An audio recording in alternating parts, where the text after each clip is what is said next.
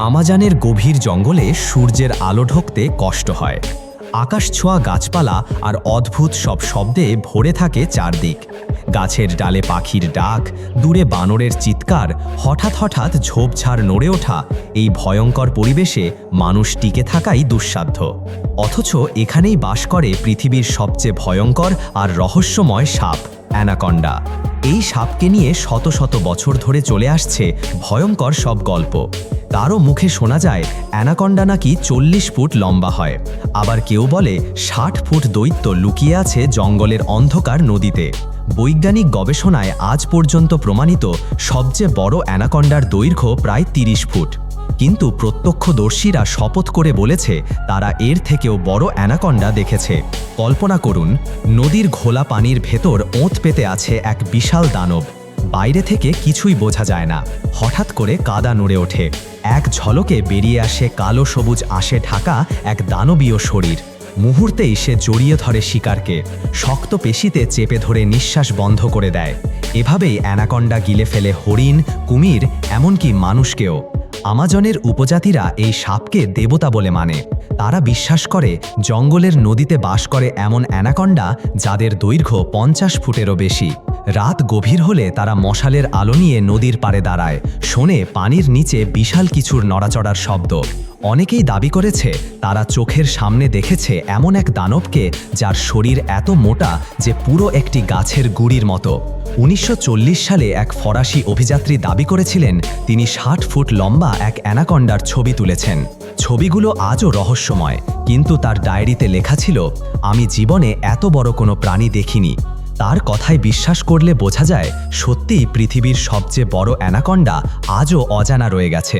Anaconda শুধু দৈর্ঘ্যেই নয়, শক্তিতেও ভয়ঙ্কর। এর শরীরের প্রতিটি পেশি এমনভাবে গঠিত যে মুহূর্তেই ভেঙে ফেলতে পারে মানুষের হাড়। কুমিরের মতো শক্ত প্রাণীকেও সে সহজে পরাস্ত করতে পারে। বিজ্ঞানীরা বলছেন অ্যানাকন্ডা একবার শিকারকে পেঁচিয়ে ধরলে তার থেকে পালানো প্রায় অসম্ভব। আমাজনের নদীগুলোতে যারা মাছ ধরে তাদের ভয় সবসময় অ্যানাকন্ডা। অনেক গল্প আছে যেখানে জেলেরা নৌকায় বসে হঠাৎ পানির নিচ থেকে বিশাল কিছু উঠে এসে নৌকা উল্টে দিয়েছে। অন্ধকারে সেই দানবকে দেখে মানুষ শুধু চিৎকার করেছে, কিন্তু কারো আর ফেরা হয়নি। শুধু শক্তি নয়, ধৈর্যেও অতুলনীয় এই প্রাণী।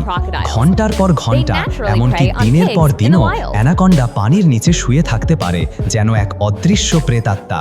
যখন শিকার কাছে আসে তখন হঠাৎ আক্রমণ চালায়। একবার ধরলে মুক্তি নেই। অ্যানাকন্ডার জন্ম ভয়ঙ্কর রহস্যে ঘেরা। একটি মাদি অ্যানাকন্ডা একবারে শতাধিক শাবকের জন্ম দেয়।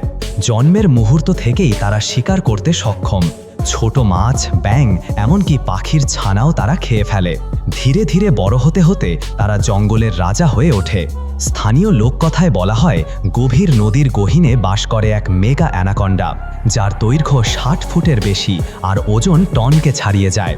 অনেকে বলে এরা এত বড় যে গোটা একটি নৌকাকেও এক কামড়ে গিলে ফেলতে পারে। এ গল্প কতটা সত্য আর কতটা কল্পনা তা আজও অজানা। আধুনিক বিজ্ঞানীরা নানা যন্ত্র ব্যবহার করে সত্যটা খুঁজে বের করার চেষ্টা করছে। ড্রোন, সোনার, পানির নিচের ক্যামেরা, সব কিছু দিয়েই অনুসন্ধান চলছে। মাঝে মাঝে বিশাল ছায়া ভেসে ওঠে ক্যামেরায়, কিন্তু পরিষ্কার প্রমাণ আজও মেলেনি। রহস্য এখনও বেঁচে আছে। আর এই রহস্যই অ্যানাকন্ডাকে করেছে পৃথিবীর সবচেয়ে ভয়ঙ্কর আর আকর্ষণীয় প্রাণী। মানুষ ভয় পায়, তবুও কৌতূহল চেপে রাখতে পারে না। হয়তো কোনো একদিন সত্যিই ধরা পড়বে সেই কিংবদন্তি দৈত্যাকার অ্যানাকন্ডা। কিন্তু প্রশ্ন থেকে যায়, মানুষ কি প্রস্তুত এমন এক দানবের মুখোমুখি হতে?